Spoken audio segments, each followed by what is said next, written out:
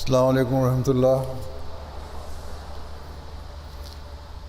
اشہد ان لا الہ الا اللہ وحدہ لا شریک لہ واشہد ان محمدا عبدہ ورسولہ اما بعد فاعوذ باللہ من الشیطان الرجیم بسم اللہ الرحمن الرحیم الحمد للہ رب العالمین الرحمن الرحیم مالک یوم الدین ایاک نعبد و ایاک نستعین اہدنا الصراط المستقیم صراط الذین انعمت علیہم غیر المغضوب علیہم ولا الضالین۔ اللہ تعالیٰ کا یہ احسان ہے کہ اس نے ہمیں اس زمانے کے امام کو ماننے کی توفیق دی، اور ہم اللہ تعالیٰ کے وعدے کو پورا ہوتا دیکھنے والے اور حضرت صلی اللہ علیہ وسلم کی پیشگوئی کو پورا ہوتا دیکھنے والے اور اس کی تصدیق کرنے والے بن گئے۔ بس یہ بات ہمیں اللہ تعالیٰ کا شکر گزار بنانے والی ہونی چاہیے، اور اللہ تعالیٰ کی شکر گزاری اس کے بتائے ہوئے طریق کے مطابق اللہ تعالیٰ کی عبادت کے ذریعے ہوتی ہے، اور عبادت کا بہترین طریق اللہ تعالیٰ کے حکم کے مطابق نماز کی ادائیگی ہے، یعنی 5 فرض نمازیں اور پھر نوافل۔ یہ حکم مردوں عورتوں دونوں کے لیے۔ صحابیات جنہوں نے اللہ تعالیٰ کی رضا کی سند حاصل کی، ان کے متعلق تو روایات میں آتا ہے کہ بعض مردوں سے آگے بڑھنے کی کوشش کرتی تھیں یہ باتوں میں، ساری ساری رات عبادت کرتی تھی اور دن میں روزے رکھتی تھی، یہاں تک کہ مردوں کو حضرت صلی اللہ علیہ وسلم کی خدمت میں ان کو اس طرح عبادت سے روکنے کے لیے عرض کرنی پڑی، کیونکہ اسلام ہر قسم کے حقوق کی ادائیگی کی تعلیم دیتا ہے۔ بچوں کے بھی حق ہیں، گھر کے بھی حق ہیں، خاوند کے بھی حق ہیں جو ادا کرنے ضروری ہیں۔ اگر دن اور رات اس طرح عبادتوں میں مصروف رہیں تو یہ حقوق ادا نہیں ہو سکتے۔ پھر یہ بھی یاد رکھیں کہ یہ پرانی باتیں نہیں ہیں، اس زمانے میں بھی ایسی عورتیں اللہ تعالیٰ نے حضرت مسیح موعود علیہ السلام کی جماعت کو عطا فرمائی ہیں، جو اپنی عبادتوں کے معیار بلند کرنے والی ہیں۔ بہت ساری مثالیں ہیں اس کی، لیکن اس وقت میں صرف حضرت اماں جان کی مثال دیتا ہوں۔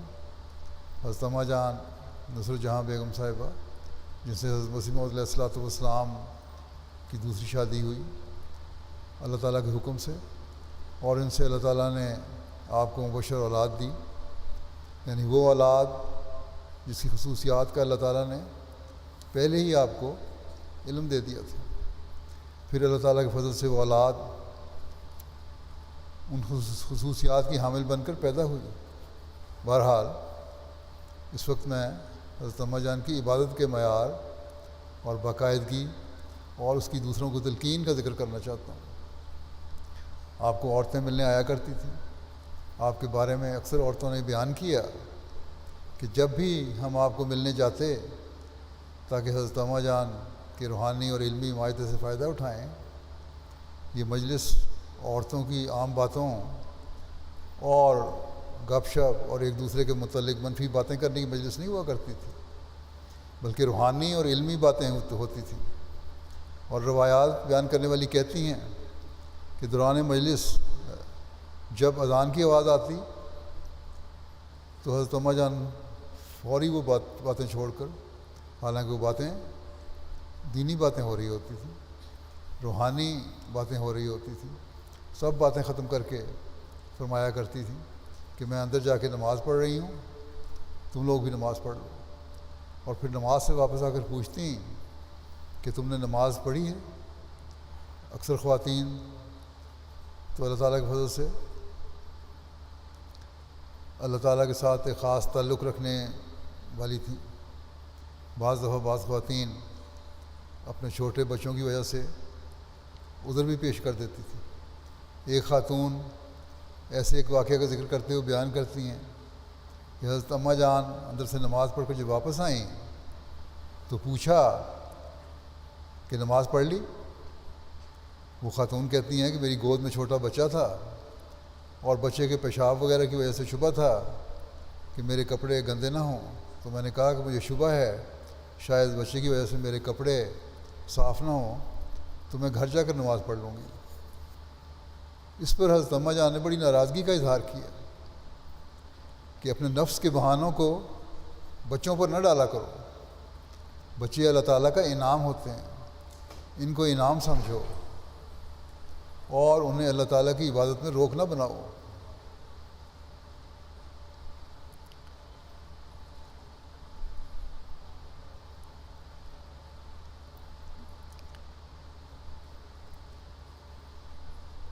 اللہ تعالیٰ اس سے ناراض ہوتا ہے، یہ کوئی بہانہ نہیں کہ میرے کپڑے گندے ہیں۔ تو ایسی مائیں جو اس طرح کے عذر تلاش کرتی ہیں، ان کے لیے نصیحت ہے کہ بچوں کو انعام سمجھیں اور پہلے سے بڑھ کر بچوں کے بعد اپنی عبادت کی طرف توجہ دیں۔ اللہ تعالیٰ تو بے نیاز ہے،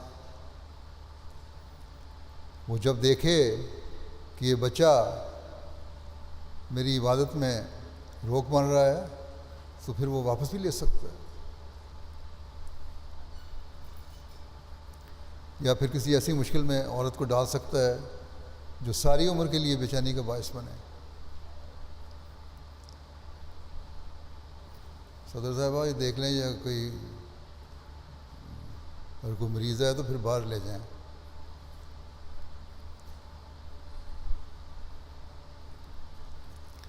بس بڑے خوف سے اور شکر گزاری کے جذبات سے لبریز ہو کر بچوں کی پیدائش کے بعد عبادتوں کی طرف ہر ماں کو توجہ دینی چاہیے۔ اللہ تعالیٰ بھی فرماتا ہے کہ پہلے تم لوگ مرد اور عورت دونوں صحت مند بچے کی دعا مانگتے ہو، جب اللہ تعالیٰ بچہ دے دیتا ہے تو پھر اسے اللہ تعالیٰ کے مقابلے میں شریک بنا لیتے ہو۔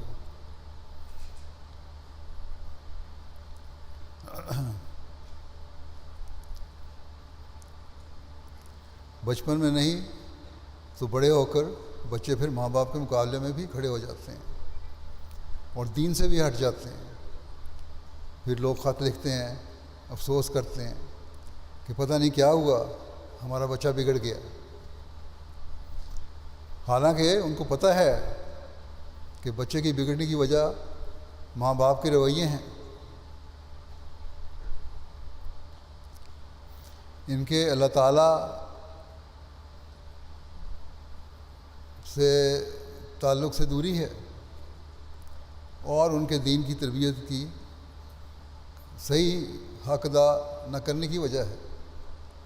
اگر بچپن سے ہی بچوں کے لیے دعا کریں اور ان کے سامنے اپنے نمونے قائم کریں، اور جن ماؤں کے یہ نمونے ہوتے ہیں اللہ ماشاء اللہ بچے نیکیوں پر قائم ہوتے ہیں اور ماں باپ کے بھی اطاعت گزار ہوتے ہیں۔ پھر یہ بھی ہے کہ بچے جب ہوش کی عمر میں آتے ہیں تو ماں باپ کے نمونے بھی دیکھتے ہیں۔ اگر وہ ماں باپ نیک نمونے دکھانے والے ہیں، اپنی باتوں کے حق ادا کرنے والے ہیں، ایمان میں پختہ ہیں، تو بچے بھی دین کی طرف مائل ہوتے ہیں ورنہ دور ہٹتے چلے جاتے ہیں۔ بچے سوال لکھ کر مجھے بھیج دیتے ہیں، پوچھتے بھی ہیں کہ ہم کیوں اللہ تعالیٰ کی عبادت کریں؟ اگر ماں باپ نے بچپن سے ہی ان کے کان میں ڈالا ہوا ہے کہ اللہ تعالیٰ کی نعمتوں کی شکر گزاری کا یہ تقاضا ہے کہ ہم اس کی عبادت کریں، اور پھر گھر کے ماحول کو بھی ایسا رکھیں کہ دینی سوالوں کے جواب دیں، تو پھر یہ سوال بچوں کے دل میں پیدا نہ ہوں۔ اور یہ اسی صورت میں ہو سکتا ہے جب خود بھی ماں باپ علاوہ عبادتوں کی طرف توجہ دینے کے اپنے دینی علم کو بھی بڑھائیں۔ لیکن عموماً دیکھا گیا ہے کہ اس طرح ماں باپ کی توجہ نہیں، ایک دوسرے پر ذمہ داری ڈالنے کی کوشش کرتے ہیں۔ باپ کو پیسہ کمانے اور باہر کی دنیا سے دلچسپی ہے، اسی سے فرصت نہیں ہے اس کو، اور ماں کو بھی بہت ساری ایسی مائیں ہیں جن کو اپنی مجلسیں جمانے سے فرصت نہیں، ڈراموں اور فضول پروگراموں کو دیکھنے سے فرصت نہیں، یا پھر یہ بھی ہے کہ آج کل کی دنیا میں جو دولت کمانے کی دوڑ لگی ہوئی ہے، اس میں یہ بھول جاتی ہیں کہ ہماری بنیادی ذمہ داریاں کیا ہیں، اور دنیا کمانے کی طرف توجہ شروع ہو جاتی ہے۔ اگر قناعت ہو تو جو ملتا ہے اس میں بھی گزارا ہو سکتا ہے، بچوں کو اپنا سب سے بڑا سرمایہ سمجھیں۔ تو ایسی مائیں پھر بچوں کے حق بھی مار رہی ہوتی ہیں۔ جب بچے گھر آئیں تو ان کو پوچھنے والا کوئی نہیں، اسی طرح اللہ تعالیٰ کا حق بھی، عبادتوں کا حق ادا نہ کر کے مار رہی ہوتی ہیں۔ اللہ تعالیٰ کا حق بھی اس کا جو تقاضا ہے اس طرح ادا نہیں کر رہی ہوتی۔ بس اس بات کو سمجھنے کی ضرورت ہے کہ اپنی دنیا و عاقبت سنوارنے کے لیے بھی، اور اپنے بچوں کا مستقبل اور عاقبت سنوارنے کے لیے بھی دعاؤں کی طرف توجہ کی ضرورت ہے، اپنی نمازوں کی حفاظت کی ضرورت ہے۔ اس بات کو اپنے بچوں کے ذہنوں میں اچھی طرح راسخ کرنے اور بٹھانے کی ضرورت ہے، اور یہ چیز ایک مومنہ مسلمان احمدی عورت کا وصف ہونا چاہیے، ورنہ زمانے کے امام کو ماننے کے دعوے بالکل کھوکھلے ہیں۔ بس اپنے آپ کو جماعت میں شامل کرنے کے مقصد کو سامنے رکھیں، جماعت میں شامل ہوئی ہیں تو اپنے اندر پاک تبدیلی پیدا کرتے ہوئے اپنے خدا سے زندہ تعلق جوڑنے کی کوشش کریں۔ پھر یہی نہیں کہ صرف اپنا تعلق جوڑنا ہے، بلکہ اپنے بچوں کا بھی تعلق جوڑنا ہے، لڑکے ہوں یا لڑکیاں، ان کو خدا تعالیٰ کے قریب لانے والا بنانا ہے۔ اور یہ اسی صورت میں ہے کہ بچوں سے بھی آپ کا ایسا دوستانہ تعلق ہو کہ وہ ہر بات آپ سے کریں۔ آج کل جس طرح دنیا میں لغویات سکھائی جا رہی ہیں، ان حالات میں ضروری ہے کہ ماں باپ کو بچوں کی ہر حرکت اور ہر مجلس کا علم ہو، اور وہ اسی صورت میں ہو سکتا ہے جب ان میں یہ اعتماد ہو کہ ہم اپنے ماں باپ سے بات کریں گے تو ہماری باتیں سن کر ہماری اصلاح کے لیے، ہماری بہتری کے لیے ہمیں سمجھائیں گے۔ مجھے لگتا ہے گونج پیدا ہو رہی ہے، ساؤنڈ سسٹم والے یہ دیکھ لیں۔ بہرحال ان حالات میں اصلاح کے لیے ماں باپ کا کردار بہت اہم ہے، جبکہ دنیا میں ہر طرف لغویات پھیلی ہوئی ہیں، اور اسکولوں میں بھی ایسا ماحول ہے جہاں بچے دنیاوی تعلیم تو بے شک حاصل کرتے ہیں، لیکن لغویات کی طرف بھی ان کی بہت توجہ ہوتی ہے۔ لیکن یاد رکھیں، اگر خود ہم اللہ تعالیٰ کو بھول گئے، ماں باپ نے اس کا حق ادا نہ کیا اور دنیا کے جھمیلوں میں پڑ گئے، تو پھر اگلی نسل کی کوئی ضمانت نہیں۔ بعض عورتوں کے بڑے درد بھرے خط ہوتے ہیں، خود بھی آ کے بیان کر دیتی ہیں کہ سب بچے، لڑکے بھی اور لڑکیاں بھی، مختلف برائیوں میں پڑ گئے ہیں اور معاشرے کی برائیوں کے اندر بہت زیادہ ڈوب گئے ہیں، اور وجہ ان کی ایک یہ بھی ہوتی ہے کہ میاں بیوی کے آپس کی چپکلش ہے، دنیا کی باتوں میں الجھنے اور دین کو پیچھے کرنے کی وجہ سے آپس میں ان کی چپکلشیں ہوتی ہیں، خواہشات بڑھی ہوئی ہوتی ہیں، خدا تعالیٰ کو بھول جاتے ہیں. ہر ایک اپنے حق کو فوقیت دے کر اس کو حاصل کرنے کی کوشش کرتا ہے. عورت کہتی ہے یہ میرا حق ہے، مرد کہتا ہے میرا حق ہے، اور نقصان بچوں کا ہو رہا ہوتا ہے. اور یہ بھول جاتے ہیں کہ بچوں کے حقوق ادا کرنے کی بھی بہت بڑی ذمہ داری ہے جو آپس میں مل جل کر ادا ہو سکتے ہیں. نہ عورت اس طرح توجہ دیتی ہے نہ مرد اس طرح توجہ دیتا ہے. جب بچے بگڑ گئے تو پھر خیال ہوتا ہے کہ ہماری گھریلو ناچاکیاں ہیں، لیکن جب یہ خیال آیا اس وقت بہت دیر ہو چکی ہوتی ہے. بس دونوں کو اپنے مستقبل کے بارے میں سوچنا چاہیے، بچوں کے مستقبل کے بارے میں سوچنا چاہیے. اور اس کے لیے اللہ تعالیٰ نے بار بار نکاح کے وقت تقویٰ پر چلنے کی طرف توجہ دلائی ہے. اور اس طرف اللہ تعالیٰ نے اسی طرح اللہ تعالیٰ نے یہ بھی فرمایا اس میں نکاح کے خطبے میں کہ اپنے مستقبل کو دیکھو. اس طرف دیکھنے کی اللہ تعالیٰ نے توجہ دلائی ہے. بس بعد میں رونے دھونے کا کوئی فائدہ نہیں. خدا تعالیٰ سے تعلق مضبوط کر لیں تو خود بھی بچ سکتے ہیں ہم اور اپنے بچوں کو بھی بچا سکتے ہیں. خدا کرے کہ ہر ماں اپنے بچوں کے دل میں یہ بات میخ کی طرح گاڑ دے کہ بغیر خدا کے نہ ہماری دنیا ہے نہ عاقبت ہے. بس اللہ تعالیٰ کا حق ادا کرو اور اس کی عبادت کر کے اپنی زندگی کے مقصد کو پہچانو. اگر دلوں میں یہ بات بیٹھ جائے تو پھر بہت حد تک اس فکر سے آزاد ہو جائیں گی کہ باہر کے ماحول کے زیر اثر ہمارے بچے مذہب سے دور نہ ہو جائیں. بہرحال یہ بہت بڑی ذمہ داری ہے ماؤں کی. یہ نہ سمجھیں کہ یہاں بچے پڑھ لکھ کر دنیاوی لحاظ سے قابل بن جائیں تو یہ کافی ہے. ہمیشہ یاد رکھیں کہ جب ہم نے حضرت مسیح علیہ الصلوۃ والسلام کو مانا ہے، جب ہم نے یہ عہد کیا ہے کہ ہم حقیقی اسلام کی پہچان کرنے والے بنیں گے، ہمیشہ ہمیں یاد رکھنا چاہیے کہ پھر ہم نے اس عہد کو پورا بھی کرنا ہے. دین کو دنیا پر مقدم کرنے کے عہد کو پورا کر کے ہی ہم اپنے ایمان کی مضبوطی کا دعویٰ کر سکتے ہیں. ورنہ اگر کمزور حالت ہے پھر اللہ تعالیٰ بھی پرواہ نہیں کرتا. بس بڑی توجہ اور خوف سے اس طرف توجہ دینے کی ضرورت ہے. نمازوں کی اہمیت کے بارے میں اللہ تعالیٰ فرماتا ہے کہ ان الصلاۃ تنہیٰ عن الفحشاء والمنکر، یعنی یقیناً نماز تمام بری بات اور ناپسندیدہ باتوں سے روکتی ہے. لیکن شرط یہ ہے کہ اللہ تعالیٰ کی عبادت اللہ تعالیٰ کی رضا حاصل کرنے کے لیے کی جائے، نہ کہ دنیا دکھاوے کے لیے، نہ ہی گلے پڑا ایک فرض سمجھ کر اس کو اتارا جائے. جلدی جلدی نماز ختم کر لی، ایسی نمازیں کچھ فائدہ نہیں دیتی. بلکہ اللہ تعالیٰ فرماتا ہے کہ یہ کاہلی اور سستی سے ادا کی نمازیں ہیں جو بغیر توجہ کے ادا کی گئی ہیں. اللہ تعالیٰ ہمیں دیکھ رہا ہے تو پھر ایسی نمازوں کو اللہ تعالیٰ قبول نہیں فرماتا. بس بہت خوف کا مقام ہے.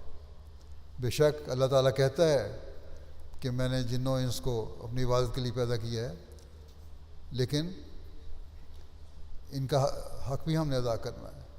یہ باتیں اللہ تعالیٰ کے مقام کو بلند کرنے کے لیے نہیں ہیں. اللہ تعالیٰ نے ہمیں اس لیے نہیں کہا کہ اس سے اللہ تعالیٰ کو حاصل ہوتا ہے.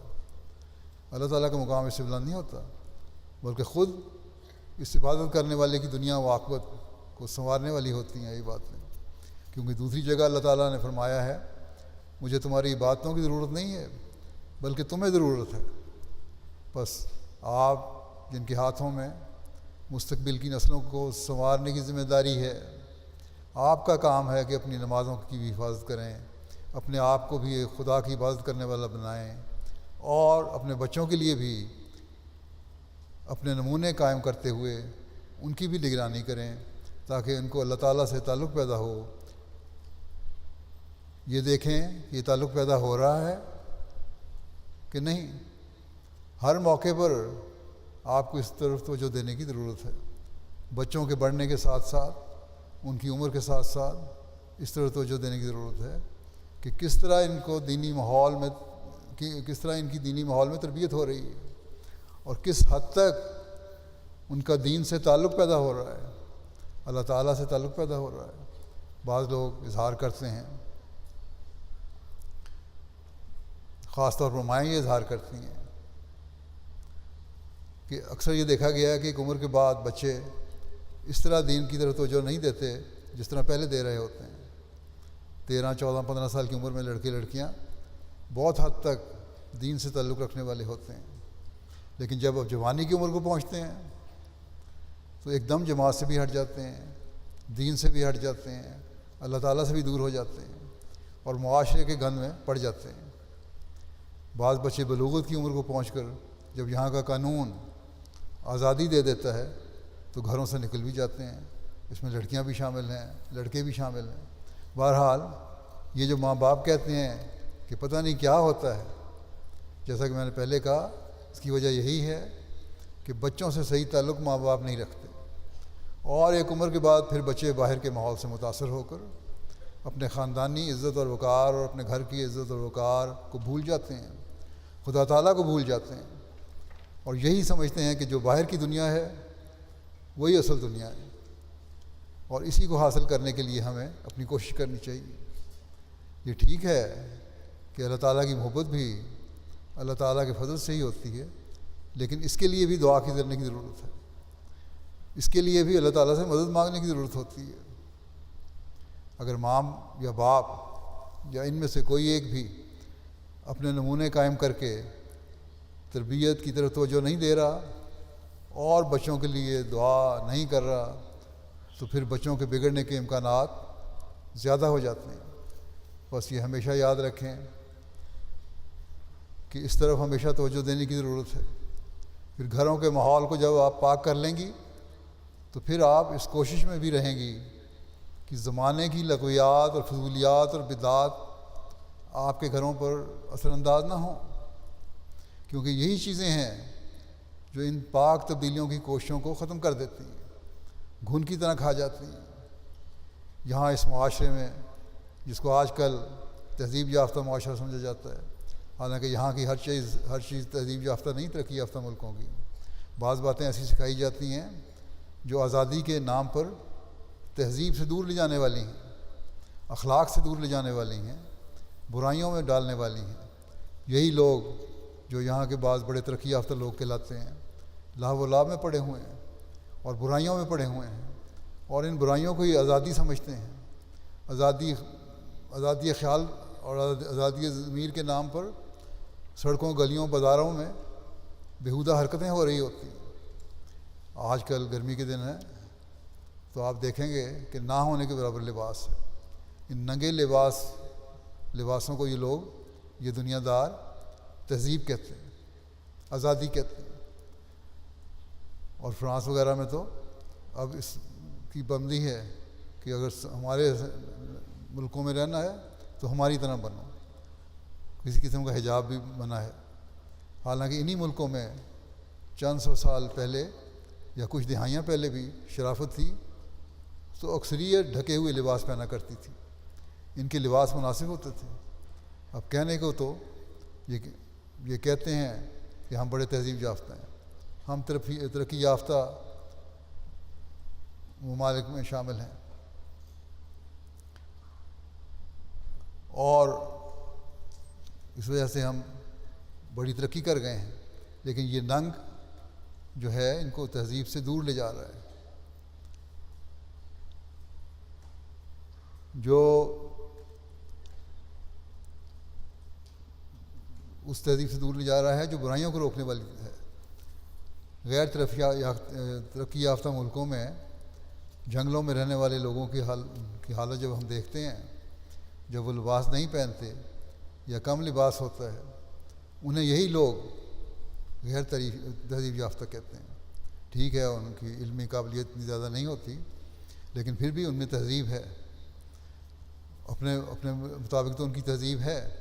اگر ان کے رواج ہیں وہاں، وہ اپنے موسم کے لحاظ سے ان کے بعض رواج ہیں، لیکن بہرحال یہ لوگ ان کو اس لیے کہتے ہیں، دیکھو جی، ایک وجہ یہ بھی بیان کرتے ہیں کہ ننگے رہتے ہیں، یہ غیر تہذیب یافتہ لوگ ہیں، لیکن وہی حرکتیں لباس کے لحاظ سے، اپنے ننگ کو ڈھانکنے کے لحاظ سے، اس میں کمی کے لحاظ سے جب ان میں ظاہر ہوتی ہیں تو یہ لوگ اس کو پھر تہذیب کہتے ہیں. اور ہم لوگ ایسے لوگ ہم میں سے جن میں احساس کمتری ہے، وہ ان کی باتوں کو تہذیب سمجھ کر اس میں مبتلا ہونے کی کوشش کرتے ہیں، یا آزادی کے نام پر ان کی باتیں سیکھنے کی کوشش کرتے ہیں. بس اگر ہمارے گھروں میں دینی ماحول ہوگا، اگر ہماری دعاؤں کی طرف توجہ ہوگی تو ہم ان چیزوں سے بچنے والے ہوں گے. بس آج کل کے ماحول میں خاص طور پر اس بات پر نظر رکھیں، یہ لغویات جو ہیں ہمارے گھروں میں بھی بہت زیادہ آ گئی ہیں. انٹرنیٹ کے ذریعے سے، ٹی وی کے ذریعے سے، اب تو ہر ایک کے ہاتھ میں آئی فون یا آئی پیڈ یا ٹیبلٹس وغیرہ ہوتے ہیں. ان کے ذریعے سے کوئی بھی گندی اور لغو فلمیں اور ننگی تصویریں دیکھ سکتے ہیں. اور یہی چیز دجال کی وہ چالیں ہیں جو خدا تعالیٰ سے دور کرنے والی اور لوگوں کو دین سے ہٹانے والی ہیں.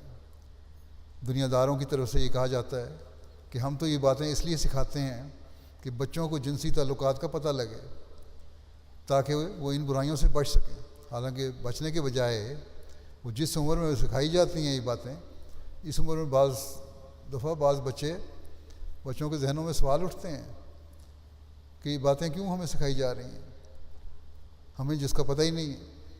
اور جو زیادہ جوانی کی عمر میں قدم رکھتے ہیں تو پھر وہ اس سے بچنے کے بجائے ان کو اختیار کرنے کی طرف توجہ کرتے ہیں، جس سے پھر ان میں مزید برائیاں پیدا ہوتی ہیں.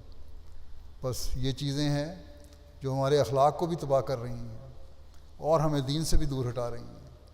حضرت مسیح موعود علیہ السلام نے فرمایا کہ اپنے تمام اعضاء کو زنا سے بچاؤ. بس ہر عورت کو، ہر مرد کو، مرد بھی میرے مخاطب ہیں، ایک فکر کے ساتھ اپنے بچوں کو سمجھانا چاہیے. اور ہر بچی کو بھی جو بلوغت کی عمر کو پہنچ چکی ہے، اور ہر لڑکے کو بھی جو بلوغت کی عمر کو پہنچ چکا ہے، یہ احساس ہونا چاہیے اور ان کو احساس دلانا چاہیے کہ یہ برائیاں ہیں جو مزید گندگیوں میں دھکیلتی چلی جائیں گی. اس لیے ان سے بچنا ہے. ہر ایسی چیز جس کا ناجائز استعمال شروع ہو جائے وہ لغویات میں شامل ہے. مثلا انٹرنیٹ کے بارے میں پہلے بھی کہہ چکا ہوں کئی دفعہ کہ یہ اس زمانے کی ایجاد ہے. یہ ایجاد اللہ تعالیٰ نے مسیح موعود کے زمانے میں مقدر کی ہوئی تھی. قرآن کریم میں مختلف ایجادات کا اعلان بھی فرما دیا. انٹرنیٹ بھی ان میں سے ایک ہے، اور ٹیلی فون کا نظام جو ہے وہ بھی اس میں سے ایک ہے، ٹیلی ویژن کا نظام ہے وہ بھی اس میں سے ایک ہے، جنہیں اس زمانے میں اشاعت اسلام کے لیے کام آنا تھا. لیکن اگر ان ایجادات کا غلط استعمال کریں گی تو یہ لغویات میں شمار ہوں گے، اور ایسی لغویات سے اللہ تعالیٰ نے منع فرمایا ہے اور اس سے بچنے کا بھی حکم دیا ہے. جیسا کہ فرماتا ہے مومن کی تعریف یہ ہے کہ ان اللغو مورحون، جو لغو باتوں سے اعراض کرنے والے ہیں، لغویات سے بچنے والے ہیں. جب انٹرنیٹ پر دوستوں سے چیٹ کریں گے، اس میں دوسروں کو مذاق اڑانے اور پھکڑ توڑنے اور ایک دوسرے کے خلاف باتیں کریں گے تو یہ برائیوں کی طرف لے جانے والی باتیں ہوں گی. یہ رشتوں میں دراریں پیدا کرنے کا ذریعہ بنے گی. کسی دوسری عورت کی زندگی کو برباد کرنے کے لیے بھی بعض دفعہ ذریعہ بن جاتی ہیں یہ باتیں. اس طرح ان میں ایک دوسرے کی چغلیاں بھی ہو رہی ہوتی ہیں. یہی کارآمد چیز جو ہے یہ لغویات میں شمار ہو جاتی ہے اور پھر اس لحاظ سے گناہ بن رہی ہوتی ہے.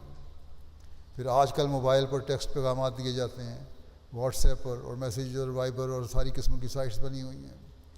یہ بھی آج کل کی ایک نیا سلسلہ شروع ہوا ہے، گپیں مار کر وقت ضائع کرنے کا اور نامحرموں سے باتیں کرنے کا. بڑے آرام سے کہہ دیا جاتا ہے کہ ٹیکسٹ میسیج تھا، کون سی بات کر لی. ایک دوسرے سے رابطے اسی طرح بڑھتے ہیں. ایک سہیلی نے اپنے دوستوں میں سے کسی کو فون دے دیا، یا اپنے دوستوں کو اپنی سہیلی کا فون دے دیا، اور پھر کسی اور ذریعے سے نمبر ہاتھ لگ گیا. پھر ٹیلی فون پر ٹیکسٹ میسیج کا سلسلہ شروع ہو گیا. اب 12 13 14 سال کے بچے بچیاں پھر رہے ہوتے ہیں، ایک دوسرے کو میسیج دے رہے ہوتے ہیں. اور یہی عمر ہے جو خراب ہونے کی عمر ہے. اور پھر آخر کار انجام ایسی حد تک چلا جاتا ہے کہ جہاں وہ لغو ہے وہ گناہ بن جاتا ہے. اس لیے احمدی بچیاں اپنی عصمت کی خاطر، اپنی عزت کی خاطر، اپنے خاندان کے وقار کی خاطر، اپنی جماعت کے تقدس کو مد رکھتے ہوئے اپنے خدا کی رضا کو حاصل کرنے کے لیے ان چیزوں سے بچیں. اور ہر احمدی مرد اور لڑکے بھی ان باتوں سے بچیں۔ اب مجھے لکھتے ہیں بعض لوگ، بعض بچیاں بھی لکھتی ہیں کہ ہم نے صرف میسج کیا تھا، دوست نے ہمارے فلاں دوست کا ایڈریس دیا تھا، لیکن ہمارے ماں باپ نے دیکھ لیا تو ان کو پسند نہیں آیا۔ اگر ان کو پسند نہیں آیا تو انہوں نے صحیح کیا، لیکن ان کو پسند نہیں آنا چاہیے تھا، کیونکہ 12 13 14 سال کی عمر میں جب ایسے میسج ہوں گے تو پھر غلط قسم کی باتیں بھی ان میں شروع ہو جائیں گی۔ خود بعض لکھنے والیاں لکھتی ہیں بچیاں کہ یہ ٹھیک ہے کہ اکثر جو ہماری چیٹنگ ہوتی ہے اس میں سیکس کی باتیں ہو رہی ہوتی ہیں، بیہودہ لغو باتیں ہو رہی ہوتی ہیں۔ اب اس عمر میں سیکس کا کیا تعلق ہے؟ حالانکہ اس عمر میں تو بچوں کو اپنی پڑھائی کی طرف توجہ دینی چاہیے اور پھر دینی علم حاصل کرنے کی طرف توجہ دینی چاہیے۔ اگر ماں باپ اس طرف توجہ دے رہے ہوں گے تو بچے بھی اس طرف توجہ رکھیں گے۔ پھر میں نے لباس کی بات کی ہے، اس کو دوبارہ ذکر کر دوں کہ ہر قسم کی بےہودگی اور ننگ کا احساس ختم ہوتا جا رہا ہے۔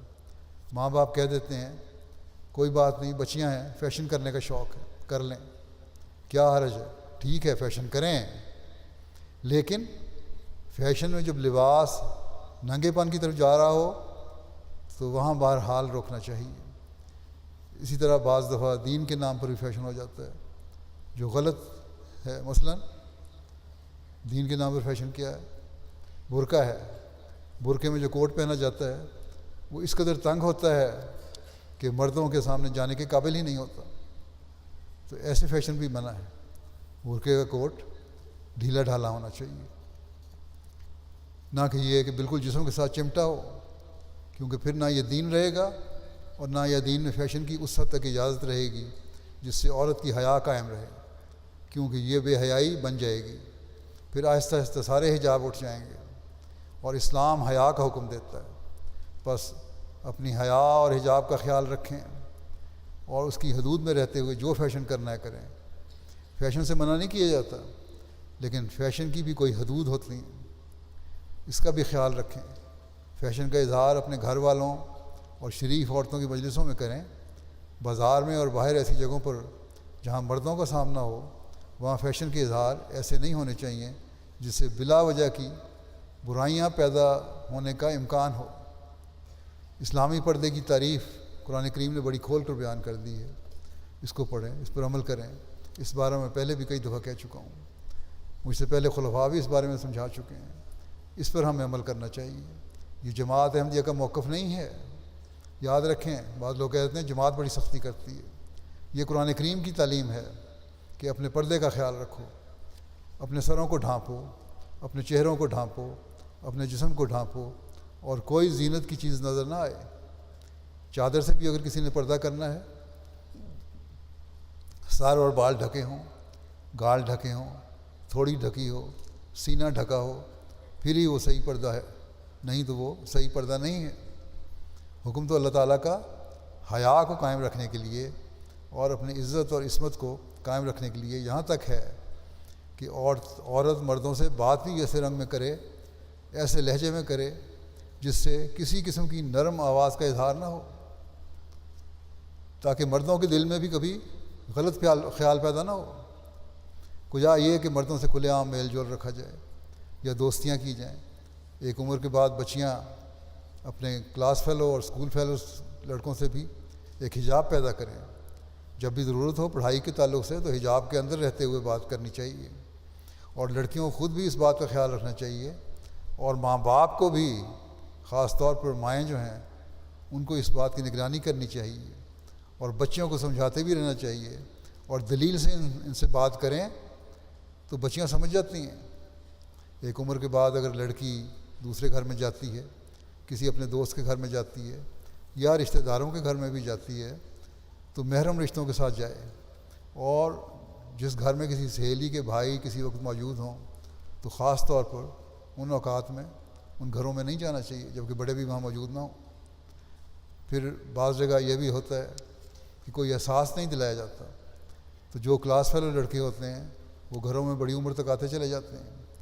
اللہ تعالیٰ کا فضل ہے کہ بہت سے احمدی گھرانے ایسے ہیں جو ان باتوں کا خیال رکھتے ہیں، اور لڑکیاں خود بھی یہ چیزیں پسند نہیں کرتی اور مائیں بھی ان کو سمجھاتی رہتی ہیں، لیکن اب یہ برائیاں معاشرے میں اتنی عام ہو گئی ہیں کہ پھیلتی چلی جا رہی ہیں، اور خود دنیا داروں کو بھی اس کا احساس پیدا ہونا شروع ہو گیا ہے کہ یہ برائیاں بن رہی ہیں اب، اور جماعت میں بھی اس کی شکایات بڑھتی چلی جا رہی ہیں۔ اس لیے اس طرف بہت توجہ کی ضرورت ہے۔ ہم نے ہر لڑکی نے اپنی عزت و عصمت کی حفاظت کرنی ہے اور دین کو دنیا پر مقدم رکھنا ہے۔ یہ بات ہمارے ذہنوں میں اچھی طرح بیٹھ جانی چاہیے۔ لجنہ کے انتظام کو بھی اس کے لیے کوشش کرتے رہنا چاہیے، اور ہر پروگرام میں یہ بات اچھی طرح بچیوں کے ذہن میں ڈالنی چاہیے کہ تمہارا ایک تقدس ہے، اور اس معاشرے میں جس میں جنسی بے راہ روی بہت زیادہ ہے، تم اب شعور کی عمر کو پہنچ گئی ہو، اس لیے خود اپنی طبیعت میں حجاب پیدا کرو جو تمہارے اور تمہارے خاندان کے اور جماعت کے لیے نیک نامی کا باعث ہو، اللہ تعالیٰ کے فضل کو حاصل کرنے والا ہو۔ تو اگر یہ چیزیں پیدا ہوں گی تو پھر انشاءاللہ تعالیٰ ہم دنیاوی برائیوں سے محفوظ رہیں گے، اور اگر یہ کوشش ہوگی تو پھر انشاءاللہ الا ماشاءاللہ تمام بچیاں نیکی کی راہ پر قدم مارنے والی ہوں گی۔ یہی باتیں لڑکوں کو بھی اپنے سامنے رکھنی چاہیے، بلکہ لڑکے زیادہ ملوث ہوتے ہیں ایک عمر کے بعد ان ایسی باتوں میں جو برائیاں ہیں۔ پھر ہر بچی اور ہر عورت یاد رکھے کہ اس نے زمانے میں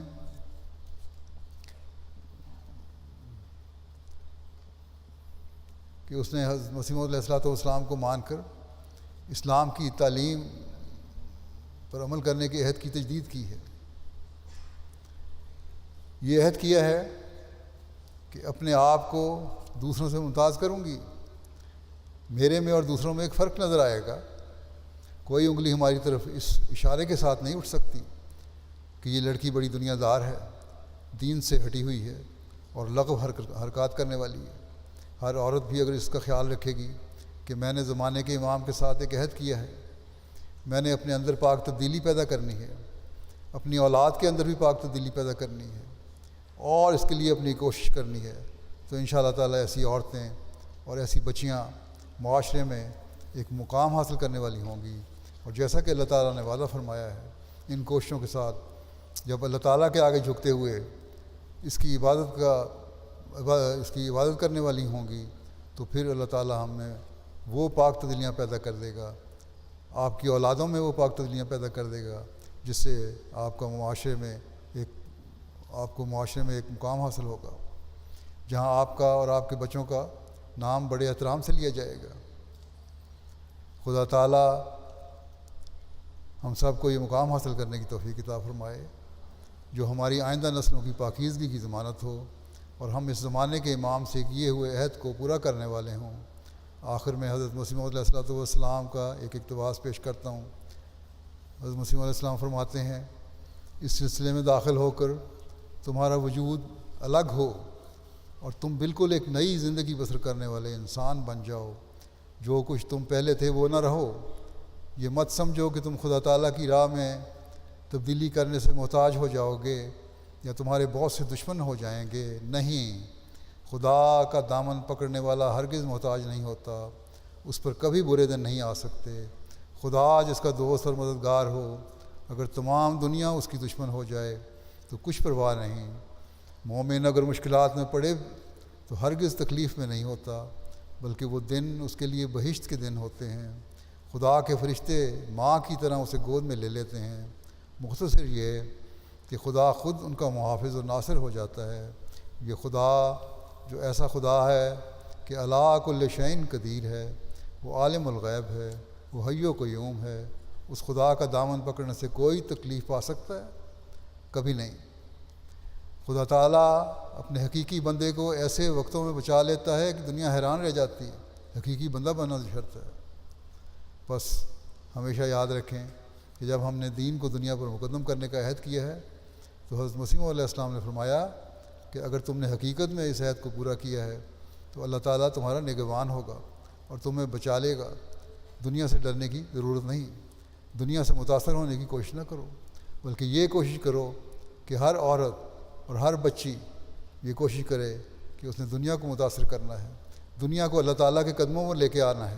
یہی ایک احمدی کی ذمہ داری ہے، یہی ایک احمدی کا وہ فرض ہے جس کے لیے اس نے حضرت مسیح علیہ السلام کو مانا ہے۔ بس اس طرح توجہ دینے کی ضرورت ہے۔ ہم نے دنیا میں انقلاب لانا ہے، ہم نے دنیا کو سیدھی راہ دکھانی ہے، ہم نے دنیا کو خدا تعالیٰ کے حضور جھکنے والا بنانا ہے، ہم نے دنیا کو حضرت صلی اللہ علیہ وسلم کے جھنڈے تلے لانے والا بنانا ہے۔ اس کے لیے ہمیں اپنی حالتوں کو بھی تبدیل کرنا ہوگا، اپنی نسلوں کی حالتوں کو بھی تبدیل کرنا ہوگا، اور جب یہ ہوگا تو پھر ایک انقلاب ہوگا جو ہم دنیا میں پیدا کر سکیں گے۔ اور اس کے لیے احمدی عورتوں اور احمدی لڑکیوں اور احمدی بچیوں کو خاص طور پر توجہ دینے کی ضرورت ہے، کیونکہ آپ ہی ہیں جو لڑکوں کی بھی اصلاح کا ذریعہ بن سکتی ہیں۔ ہمیشہ یاد رکھیں کہ یہی وہ مقصد ہے جس کے لیے حضرت مسیح علیہ الصلوۃ والسلام آئے تھے، اور یہی وہ مقصد ہے جس کے لیے ہم نے آپ کی بیعت کی ہے، ورنہ بیعت کرنے کا کوئی فائدہ نہیں۔ اللہ تعالیٰ آپ سب کو توفیق دے کہ اس بیعت کا حق ادا کرنے والی ہوں، اپنی اصلاح کرنے والی ہوں، اور دین کو دنیا پر مقدم رکھتے ہوئے اللہ تعالیٰ کے حکم پر چلتے ہوئے دنیا میں ایک انقلاب لانے والی بن جائیں۔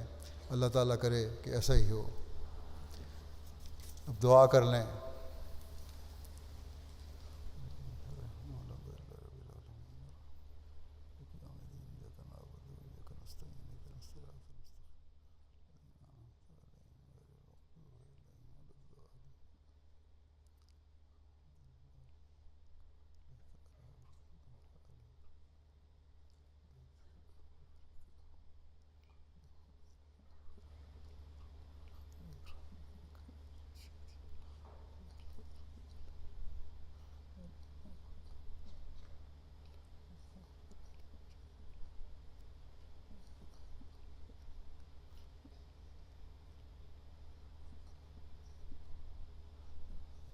آمین۔